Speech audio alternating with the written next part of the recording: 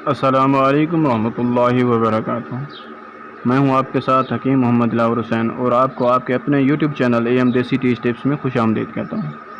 उम्मीद करता हूं कि आप तमाम दोस्त खैरियत आफियत से होंगे और अल्लाह के करम से अल्हम्दुलिल्लाह मैं भी ठीक ठाक और तंदुरुस्त हूँ। दोस्तों, जैसे मैं आपके लिए पहले बहुत ही ज़बरदस्त और कीमती नुस्खा जात लेकर आता रहा हूँ, यकीन करें मैं आपके लिए हमेशा ऐसी ही मुजर्रब और कीमती चीज़ें लेकर आता रहूँगा। कोशिश करूँगा कि कभी आपको गलत चीज़ ना बताऊँ। अगर मुझसे कोई गलती हो भी जाती है कभी, तो आप इसके लिए माफ़ी दे दें। और अगर आपको कोई चीज़ महसूस होती है कि ये सही नहीं है, मैं कोई गलती कर बैठता हूँ, तो आप मुझे मैसेज करके बता दें। मेरा नंबर दिया होता है, व्हाट्सअप नंबर भी दिया होता है, स्क्रीन पर भी शो हो रहा होता है। आप वहाँ से मुझसे रब्ता कर सकते हैं और मुझे बता सकते हैं। कोई चीज़ समझ नहीं आ रही तो पूछ भी सकते हैं। आज जो मैं आपको नुस्खे बताने जा रहा हूँ, आज मैं आपको 2 नुस्खे बताऊँगा। एक मैं आपको कुन वाह अरकुन निसा का मुजर्रब नुस्खा बताऊँगा और दूसरा मैं आपको दमा के लिए नुस्खा बताऊँगा। इन दोनों नुस्खों को आपने गौर से सुनना है, अच्छी तरह सुनना है और फिर आपने अच्छी तरह सुन के बनाना है। अक्सर मैसेज आ जाते हैं कि सर समझ नहीं है इस नुस्खे की, ये कैसे होगा। तो भाई आप नुस्खे को पूरा सुना करें, अच्छी तरह सुना करें। अगर आपको एक बार समझ नहीं आई तो आप वीडियो को दोबारा सुन लिया करें। मैं बिल्कुल स्क्रीन पर लिखता भी जाता हूँ और साथ में बताता भी जाता हूँ। आप अक्सर क्या करते हैं, लोग स्किप कर देते हैं वीडियो को। स्किप करने से आपको कैसे समझ आएगी। वीडियो को पूरा सुना करें, उसके फ़वाइद, उसके नुकसान, हर चीज़ को आप समझा करें, फिर आप उसको बनाया करें। मैं आपको नुस्खा जो बताने लगा हूँ पहले, ये आपको बताने लगा हूँ कुन वाह और अरकुन निसा का नुस्खा। फिर मैं आपको दमा के लिए भी बताऊँगा। आपने क्या करना है, तुख्म हरमल ले लेना है, तुख्म हरमल, और शीरे मदार ले लेना है आपने। तुख्म हरमल को आपने शीरे मदार में तर करना है। 24 घंटे के लिए उसको तर करके रखें। फिर उसको तुख्म हरमल को अब आपने 24 घंटे रखे रखना है। फिर आपने एक कजी ले लें या उसी के अंदर ही आप रख लें 24 घंटे। आप तुख्म हरमल उसके अंदर डालें, फिर शीरे मदार से उसको भर कर गिल हिकमत करके आग दें। आग देने के बाद आपने उसका आधा माशा शहद में इस्तेमाल करवाना है।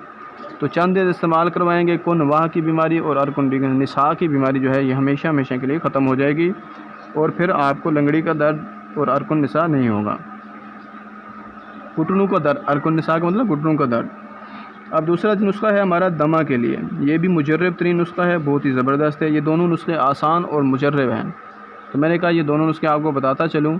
ये क्योंकि ये बिल्कुल ही आसानी से बनते हैं, तो इसलिए आप बना भी सकते हैं और इसको घर में रख सकते हैं ताकि किसी को मुसीबत के वक्त जब परेशानी हो तो आप इसको इस्तेमाल करवा सकें। अब दमा के लिए जो नुस्खा है इसको नोट कर लें आप। आपने क्या करना है, गंदम जो होती है ना, गंदम जिसको हम खाते हैं, जिसकी रोटी पकाते हैं, उसके दाने ले लेने हैं आपने। उन दानों के ऊपर आपने शीरे मदार डालना है। शीरे मदार इतना हो कि वो ऊपर से आ जाए, मतलब दाने उसके अंदर छुप जाएं। 15 दिन उनको तर रखें शीरे मदार के अंदर। 15 दिन तर रखने के बाद आपने उसको क्या करना है, 15 दिन बाद वहाँ से दाने निकालें। दाने निकाल कर उनको भून लें। जब भूनेंगे, भूनने के बाद उनको पीस लें। पीसने के बाद वो एक पाउडर सा बन जाएगा। अब वो पाउडर आपका क्या है कि आपकी दवाई बन चुकी है। अब ये पाउडर आपकी दवाई बन चुकी है। इस पाउडर को आपने इस्तेमाल कैसे करना है, इसको आपने सुबह शाम इस्तेमाल करना है, आधा माशा। या आप ये कर लें कि आपने जो पाउडर बनाया है उसके अंदर शहद में मिला के माजून बना के रख लें और माजून बना के उस माजून का आधा माशा आप सुबह, आधा माशा शाम इस्तेमाल करें दूध के साथ। चंद दिन के इस्तेमाल से आप इंशाल्लाह दमा जो एक मुसीबत बनी हुई होती है, जब तक कैप्सूल ना खाया जाए तो इंसान को अच्छा सांस नहीं ले सकता, तो इस बीमारी से आपको जान छूट जाएगी। फिर कभी ज़िंदगी में आपको दमा नहीं होगा। और जो कुनवा का मैंने आपको नुस्खा बताया है, उसका भी आपने आधा माशा शहद में मिला के, आधा माशा उसका शहद में मिला के आपने इस्तेमाल करना है और उसको भी आपने दूध के साथ इस्तेमाल करना है। आप दवाई खाने के बाद दूध पी लें। और जो मैंने पहले एक वीडियो बनाई हुई है इसके साथ ही रोगन गंधक वाली, और रोगन गंधक भी आपने बना के रख लेना है। आपने दमा के लिए और अरकुन निसा के लिए आपने 5 कतरे रोगन के, 5 कतरे उस रोगन गंधक के पतासे के ऊपर डालकर वो भी साथ में इस्तेमाल करना है खाना खाने के बाद, और ऊपर पानी पी लेना है।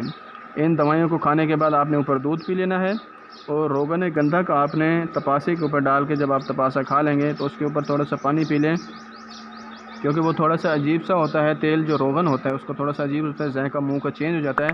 तो आपने ऊपर थोड़ा सा पानी पी लेंगे तो इंशाल्लाह कोई मसला नहीं। अगर आपको तपासा नहीं मिलता तो कोई मसला नहीं है, थोड़ी सी चीनी ले लें और चीनी के ऊपर 4-5 कतरे डाल के आप चीनी को खा लें और ऊपर से थोड़ा सा पानी पी लें। ये दोनों बहुत ही मुजर्रब और ज़बरदस्त नुस्खे हैं, लेकिन क्या होता है कि हर मर्ज़ को उसके मुताबिक ही इलाज कराया जाता है।